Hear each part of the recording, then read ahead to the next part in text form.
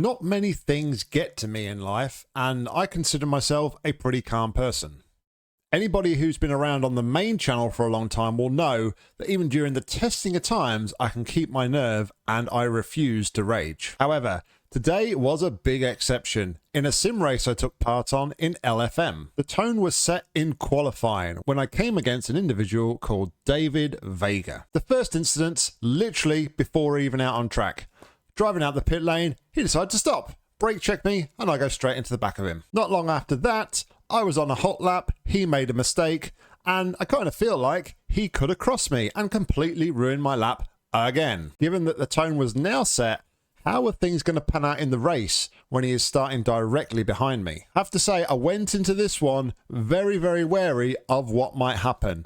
And as you'll see from the footage, I was right to be wary of this guy. Now, this video may divide opinion, and it may be similar to the shorts that I've put out asking who's at fault, or is it a racing incident? Given that the president was already set in qualifying, I already had his mentality and how he raced in my back of my mind. So I was on edge. I feel like I did very little wrong in this race. Had it been that this guy wasn't around me for most of the race, I think I could have been potentially podium. There was one instant later on in the race which I will take responsibility for because it was a mistake on my part. Just when I thought I had cleared him and he was out the way, I went and dropped it on the next corner and I was really angry with myself. But anyway, let's jump in. Like I say, this might divide opinions. People might not agree with my viewpoint, but I'm putting it out there anyway, because I believe this guy needs to learn how to drive. We're just about to jump into the race here. I starting P3 with David Vega right behind me. Keep an eye on that name because that name is going to crop up quite a few times. Anyway,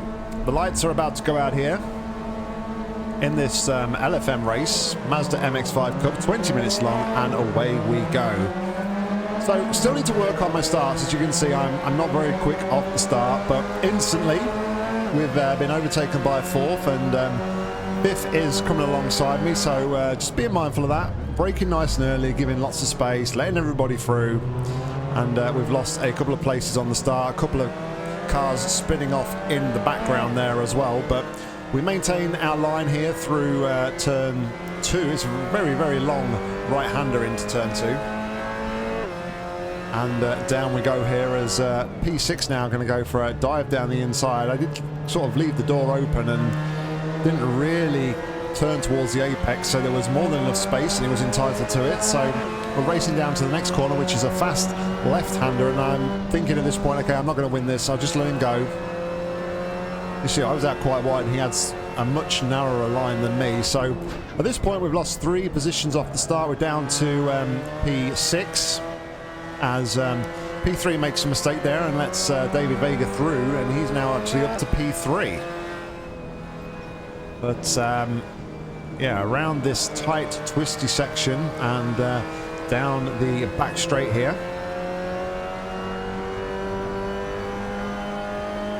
And at the minute, everything's kind of like just leveled off a little bit, nice and chill. Nobody's pushing too hard, nobody's really battling. There's a nice bit of space, and we're just sort of settling into the race here as we come around the final 2 right-handers here to end lap number 1. We drift a little bit wide and get a tyre on the gravel, which completely nerfs our momentum. And around the final corner now to start lap number 2. This corner reminds me a lot of China on the Formula 1 calendar. It's a lot of different lines through that corner that you can take, as there is in the first corner in Sector 3 in China before the long back straight. So this is only my first competitive race around this track this week, so over time I'm sure I will get better at the lines and tighten them up. But as you can see, we're obviously P6, and we've already put quite a bit of distance to P7 behind us, so the top 6 here seems to be a bit of a breakaway pack as we kind of like all follow each other. The P5 there, he gets a clip of the bollard on the inside. Those bollards are solid and will throw you off course, but somehow he managed to get enough speed on the outside there. What I was talking about a moment ago about those real tight corners, there's multiple lines as he gets a massive slide on, and we're going to go down the inside here and sorry, around the outside and take P5 from him. But yeah, there's so many different lines. Like the tight line is It's tighter, obviously, so you've got less distance to travel. To the outside line, it looks like you can take a lot more speed and pace, carry it through the corner. So just need to experiment over the week and see how we go. But so far so good. So we get a little bit of a slide before we turn in a little bit too early there, but round the final corner again as we end lap 2 and head on to lap 3 here.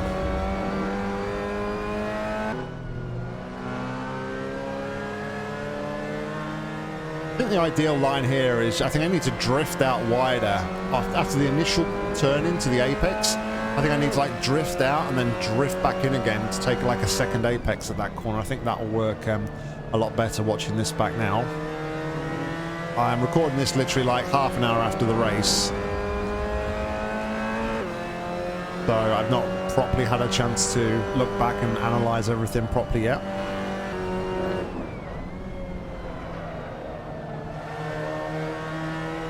That's a prime example there. We kind of drifted out wide, came back to the apex, and we kind of seemed to get a bit more speed and put a bit of distance between us and the car behind.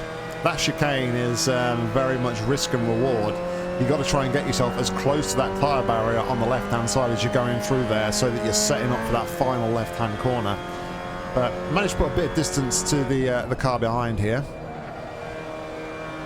But we're still sitting pretty at the minute in P5. We've settled down nicely into the race. And yeah, here we go. This is David Vega there. He's gone very slowly for some reason. And now he's dropped the place to P4. Not really sure why he was going so slow there. Just seemed like he let off the gas for whatever reason. But anyway, on to lap number 4, here we go.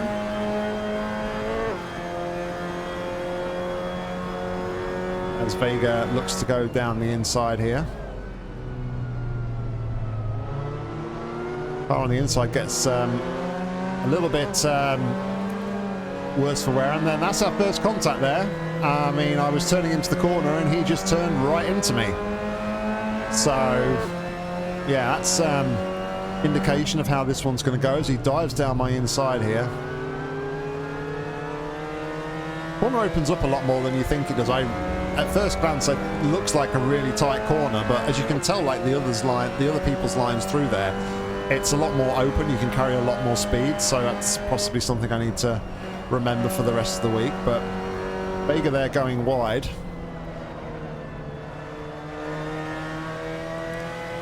Going to allow us to come back a little bit at him through this fast section.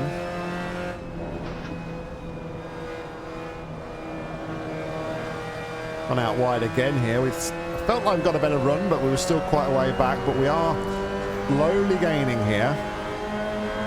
And as you can see, he can't quite make up his mind which side of the track he wants to defend there. Goes quite deep into that corner. And he's got it massively wrong, and he spins, and then he turns the car straight into me. And unfortunately, I'm on the brakes, spinning around, and I actually catch the guy behind, and yeah, Vega just kind of carries on, basically, without stopping for the incident. I don't believe I could have done more for the guy behind me there, unfortunately. But once again, Vega has slowed down, almost like he's intentionally waiting for me. I don't know why.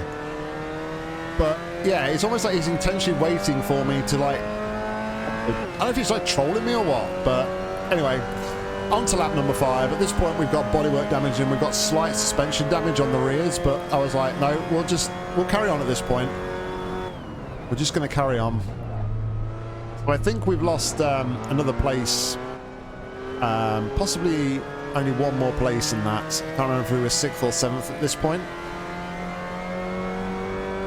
But yeah, as you can kind of see, this guy was just... he just had some questionable lines and some questionable defending styles, shall we put it. And I have had a chat with the guy who he's battling with at the minute, the Jeremy Frost, and I think he was kind of in the mind that he saw him ruin 3 other people's races. So I don't think it's just my opinion. I don't think it's just me being salty about anything. I genuinely feel like this guy is a dangerous driver. And I did look at his safety rating on LFM after this race, and he's only got a 1.7 on his safety rating, so I think that kind of speaks a lot. I'm rated a 5.5 at the minute, so yeah. But anyway, we carry on, coming towards the end of lap number 5 here.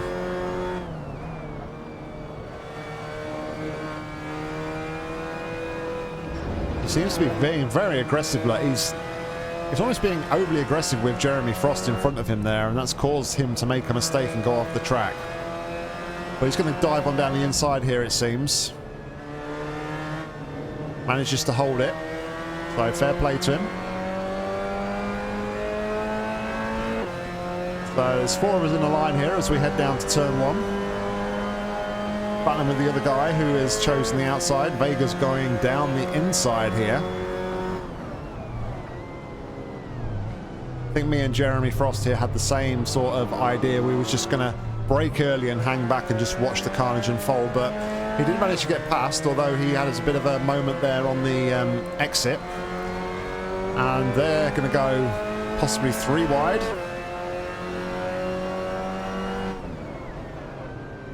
And yeah, wow, okay. So I want to have a look at this on board with both car number 8 and car number 9. So car number 8 actually is the one who loses out in this exchange.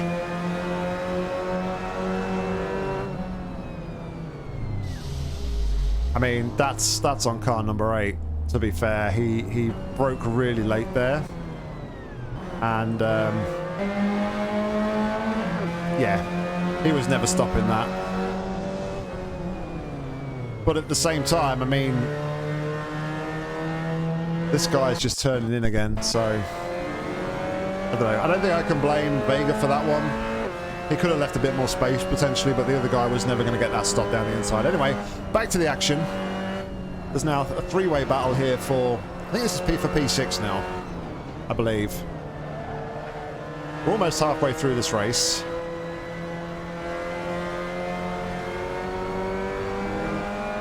And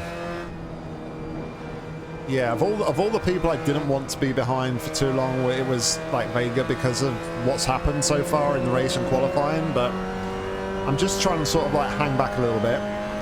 Jeremy goes one way, but he doesn't come back across him like Vega did to us. He does go. He pulled to the right and stuck to the right.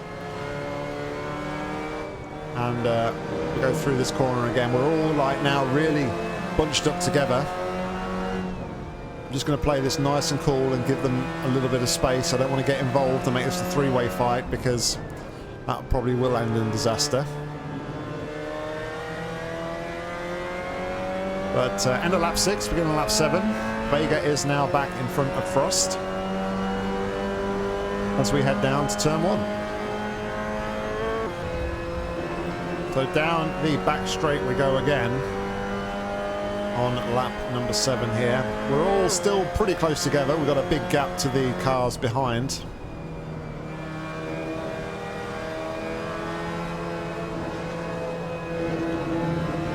I'm really getting close here. I'm thinking I can't keep kind of holding back and giving them the space. I need to pressure them a bit as Vega gets very wide there. This was my chance here. I was like, right, okay, I've got the speed. I've had a much better exit. Here we go. I'm going to go down the outside. But no, we're going to get cut off. So I'm looking at my radar app at this point. I'm thinking, okay, I've cleared the guy in front. Here we go. And Vega's not really giving me a lot of space. And we brake. I'm just about to turn in. And he turns in on me again. Okay, let's look at this on board with Vega. As you can see, I'm like steaming it. I've got so much more pace here. He's like weaving left, right. I'm not going to let you past. We eventually like get alongside him, and he brakes so early, and I'm just about to turn in, and he's there. He's like on my back axle against my bumper, and he just puts a really like subtle steering input in and completely takes me out. So yeah, at this point, I'm just like,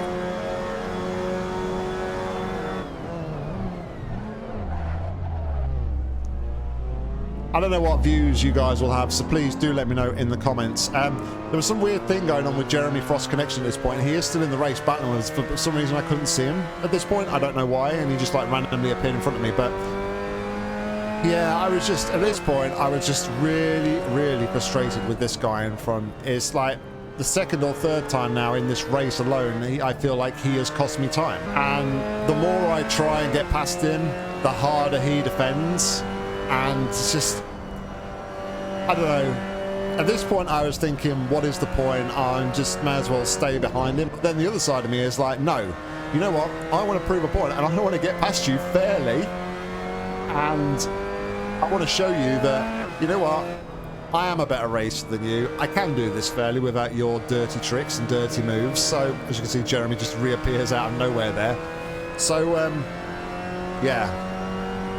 Half of me wants to give up, half of me doesn't, and we decided not to give up and that we would carry on here. So on we go again. Jeremy and Vega battling once more in front of me.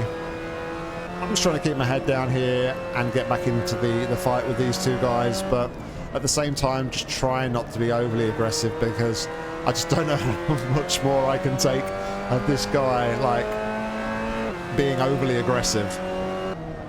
The more this race went on, the more I was thinking that, you know what, I think Vega is just playing with people. I think he's just maybe having a bit of fun, because he is not slow.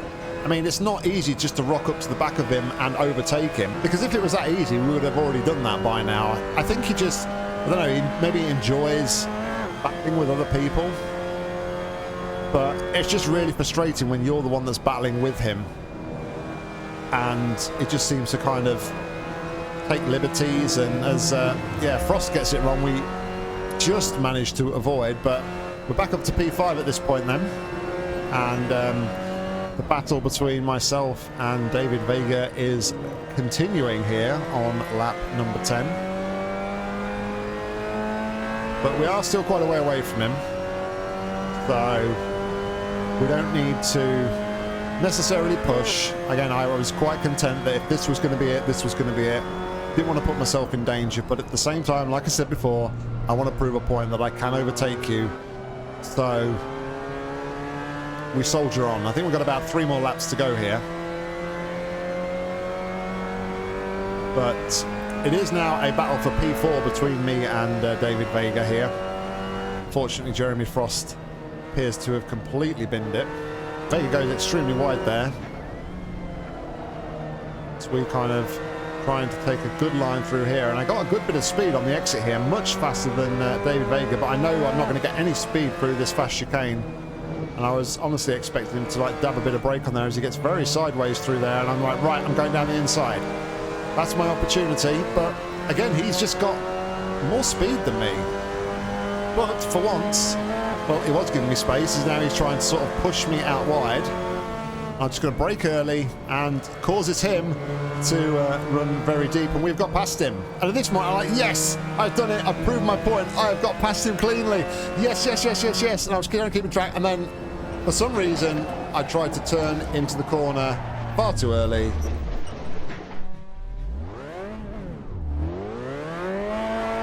And at this point, I couldn't believe it. I honestly couldn't believe it. As Jeremy Frost goes past us, no, he didn't disconnect or disappear from my screen temporarily, but I was absolutely gutted at this point. Like, I'd done the hard work, I'd forced him into a mistake, I had overtaken him cleanly, I was ahead, I just had to keep my head down, and pull away and make a gap, and then 2 corners later I go and bottle it. So yeah, at this point I'm pretty resigned to the fact that, you know what, this is where we sit. Vega's long gone now. He's nowhere in sight, and the best I can kind of hope for here is that myself and Jeremy can maybe have a good battle. If I can pull back up to Jeremy, maybe we can make that 5th position back, but with only about 2 laps left to go, I was kind of resigned to the fact that I'd messed up, it was my mistake, and I have cost myself P4 in this race, unfortunately, and even P5, because Jeremy was long gone. He was miles behind after that previous incident, but hey-ho, the highs and lows of racing. This race, unfortunately, had what I felt more lows than highs, but you have to take them as they come, unfortunately. You try and learn from these situations and think, right, what can I do better? How can I improve? Maybe I should have had it in my head a lot earlier on that that guy was an aggressive driver. We're nearly turning way too early there. That Vega was an aggressive driver from the outset, and I really shouldn't have been trying to pass him the way I was trying to pass him. Maybe I should have tried to force him more into a mistake like we just did a couple of laps ago, but again, you learn from your mistakes. I just hope that we don't come across him again anytime soon in LFM. Certainly a name that I'm not going to forget for a while. Anyway, we're on lap number 12 here, and by this point we've settled back into the race nicely. We're not really gaining on Jeremy Frost in front, so I'm pretty resigned to the fact that we're going to take a P6 in this race, which is a little disappointing considering we started P3. I really need to work on my starts. I think they are what is letting me down more than anything. Very close line. Jeremy's gone off there, but that was one of those weird desync issues, unfortunately. He is actually still in front of me on the track.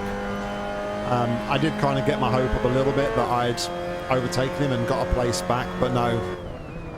Looking at the final leaderboard, it was just a desync issue, unfortunately, so he did finish P5 in front of me.